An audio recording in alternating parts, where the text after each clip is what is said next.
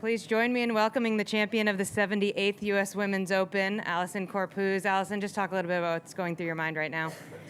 Yeah, I mean, my mind's racing. I mean, like I said yesterday, like this is really a dream come true, and it was something I dreamed of, but at the same time, kind of just never really expected to happen. So, just trying to take it in and enjoy the moment. Talk about today. Were you leaderboard watching? What were you feeling kind of coming down the stretch? Yeah, I didn't look at the leaderboard much. I mean, I got off to a pretty good start, and I kind of figured, just keep my head down, keep playing my game.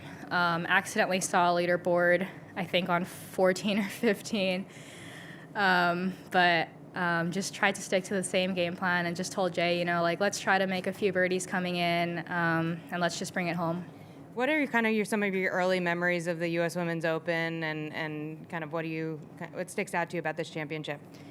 Yeah, I mean, the big one, of course, is Michelle winning in 2014 at Pinehurst. I remember being at home and just, being amazed and, yeah, just really being inspired by her, and just, all the history. I mean, a major championship, just, it's really cool. We're going to open it up for questions. Sarah?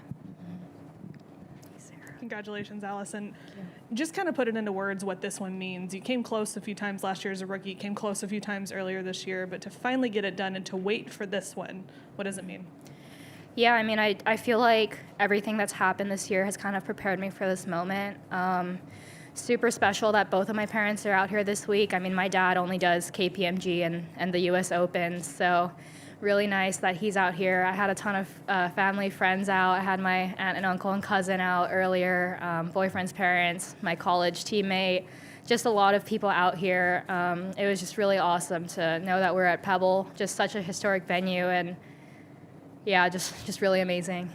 To be a player, I feel like you kind of quietly go about your business, and obviously made some noise this week. What does this tell you about where your place is in this game now?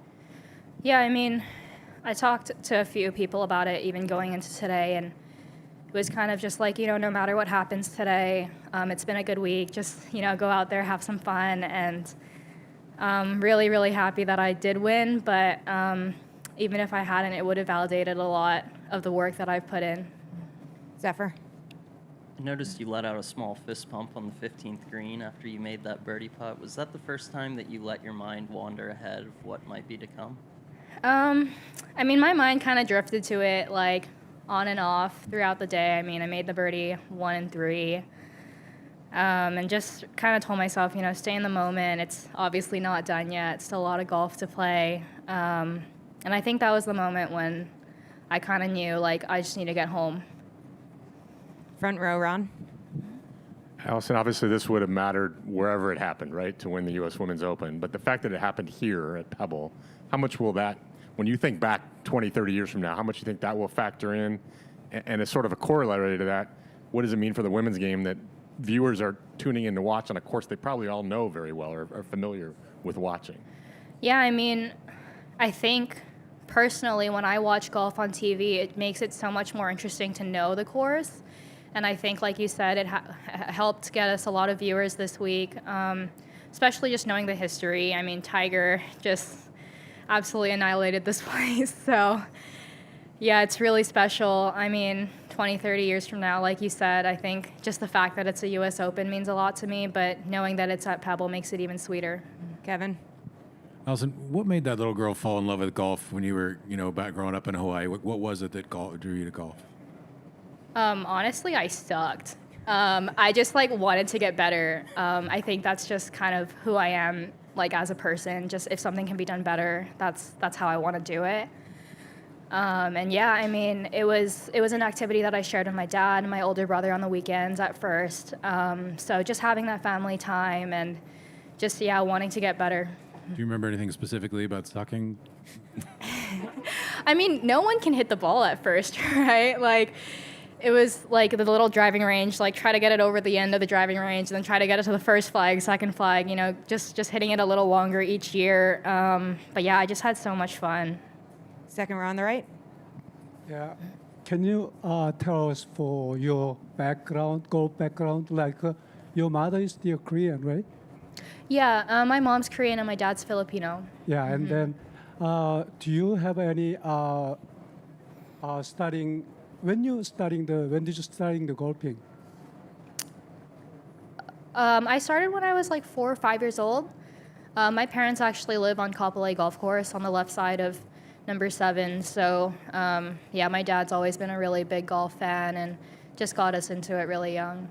Okay, and then you're part of the Korean too, right? Yes. Okay, congratulations. Thank you. Back left, Beth Ann. Congratulations as well. What's the biggest obstacle you think you had to overcome in your career/life to get to this point? I mean, I've been really lucky, I think. I mean, as far as this week goes, just, yeah, the nerves and just kind of really telling myself, like, I belong out here. I'm good enough to compete. That's just been what I've been telling myself for the past 2 years. I think getting my tour card, you know, that's just kind of the beginning of the journey, and you never really know what's going to happen. So just really been working really hard the last few years. I mean, college, I think, was tough, just having to, you know, balance the schedule, both practice and school. And I think that prepared me really well. Yeah. Follow up. There are so many players who just come straight out to the LPGA and skip college altogether. For a junior who's trying to make that decision, what would be your case for going to school? I mean, school, like, it's never going to be a bad decision. No matter how good you are, I think golf, there's always a chance you get injured. There's always, you know, you never know what's going to happen. You go to school, at least, you know, you'll have the whole team behind you. And I just think it gives you a lot of time to grow. I mean, I was definitely not as smart as I am now at 18, and I know I wasn't ready. I mean, I'm sure there are girls that are, but they're very far and few in between. So it's just a chance to really grow as a person, have some fun, and then start working. Front row, Kent. You talked about learning about being comfortable in contention. How would you compare the comfort level you had at Chevron versus the comfort level you had today? Yeah, Chevron, I honestly just wasn't hitting the ball well, like kind of the whole week, just kind of scraping it around the course a bit and just managed to make some really good putts. My swing just felt really solid coming into this week, so there was just that level of comfort as far as my game went. And I think just being in that position before, you know, instead of thinking like, oh man, I'm in the final group, you know, like I don't know what's gonna happen. Just go out there, have some fun, and just know like I was in the final group for a reason. Like I played really well, and it's gonna be a good week. Were there any journal entries you look back on before the start of this round to help you play so well today? Not really. I mean, I spoke with my mental coach, Bill Nelson, a bit this morning, just to try to calm down a little. Really just tried to keep things steady. For me, I get a little quick, so really just trying to slow everything down and enjoy the moment. Fallow. Yeah, kind of off of that, something that was pretty noticeable throughout the week was your composure and even-keeled approach. Has that been something that you've learned or worked on? I know you've worked with Bill, but or is that kind of how you've always been even growing up, and kind of what do you attribute that to? Yeah, I think I've always had a pretty calm demeanor. Not so much on the inside, but projecting that outwardly, I've always been pretty calm. And I just like to take a bit of time to think about things. That's just kind of who I am. What was going on the inside today? A lot of emotions, just a lot of gratitude to be out here. Back to Kevin. Allisen, when you were young and you started to sort of, I guess, break some of Michelle's kind of accomplishments, was that ever overwhelming that people were like, oh my gosh, the next Michelle Wee, considering who Michelle was and just the massive amount of attention on her? Yeah, I mean, I think like I said, I kind of never really thought I'd get this far. Just watching Michelle, she's been such a huge role model to me, and it was really awesome to like break her record for the public links. But it's just, I mean, I've never really compared myself to her. I think I've always wanted to make my own name. She's just served as a really big inspiration. What do you remember about the public links when you first got that? I just remember golf being so hard. The course was really long. I didn't hit it as far back then. But again, just another really awesome experience. Back right to Sarah. Allisen, that final moment obviously is always going to be an emotional one, but what did you and Jay maybe say to each other? Obviously, you had some tears, but what were you all kind of saying to each other back and forth?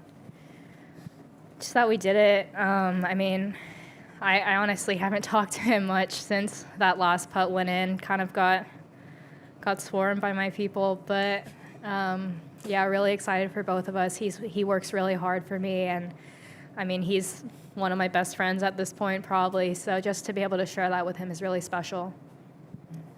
I know you haven't had your phone yet, but just wanted to read you a tweet from former President Barack Obama. Congratulations to fellow Hawaiian Allisen Corpuz for winning the U.S. Women's Open. You make us all proud. Just an initial reaction to that. That's awesome. Yeah, Barack and Michelle, I think, are the two Punahou alum that I get talked to about the most. And I mean, he's done a lot in his career. Yeah, that's really special. Gabby? Allisen, major champion comes with a historic paycheck this week. Is there anything that you're going to buy for yourself? Not that I know of off the top of my head. I might upgrade a few flights, but nothing yet. I just bought a car in January, so I think that was my big purchase for the year. Can you talk a little bit about your relationship with your caddy, Jay, and how he's kind of helped you over the past year or so? Yeah, we just got randomly connected at the end of January last year, and he's just been on the bag ever since. We had a really good first week. He's just really calm, and I think he knows what to say in the right moments for me, especially since we've been working together for about a year and a half now. He was a pretty solid player on his own, and obviously married to Jennifer Kupcho. So, I mean, I think she gives him some advice to pass on to me. He has some advice for me, and yeah, just kind of has always felt like an older brother to me. He said there was a final round earlier this year where you were paired with Jin Young Ko and Nelly, and he saw your composure really shine through in that round and how it could reflect on a potential major victory. Did that round change anything for you? I think there's always that added pressure of, playing with the world number 1 and 2. I mean, I went into that round kind of thinking like I'm playing with them, I think, yeah, just putting myself in that position and just having that really felt like the first time that I had a really solid final round. I mean, obviously didn't win, but still felt really happy with how the week went. And yeah, I think that definitely helped today. One more. Can you just give some insight on what you do work on with your mental coach specifically? Yeah. Lately, it's just been about keeping things the same, just taking a bigger just like I said, I tend to get a little quick, so really just taking a look at the bigger picture. Like this week, we're out at Pebble. I'm just really grateful to be able to play professional golf for a living. Left to Todd. Allisen, you got put on the clock a couple times, correct? I was talking to Jay out there.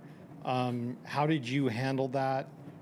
Just yourself. I know he was talking to you a little bit about it, but how did you handle it?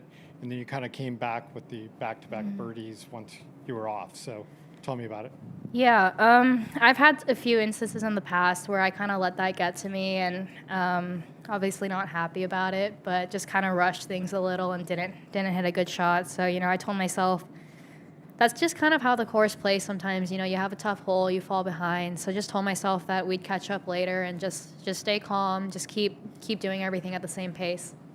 Jay said that he was surprised that they told you might get a one-stroke penalty. Is that something that you were aware of going into this? Yes. So usually that's a fine for us on the LPGA. So I'm assuming that's a USGA thing this week. But I mean, I know I'm not a slow player. I think in that particular shot, I just backed off because the wind died down. So I just told myself, just keep playing. Don't let your focus get away from that. Thank you. Any last questions for Allisen? Well, congratulations again. Thank you.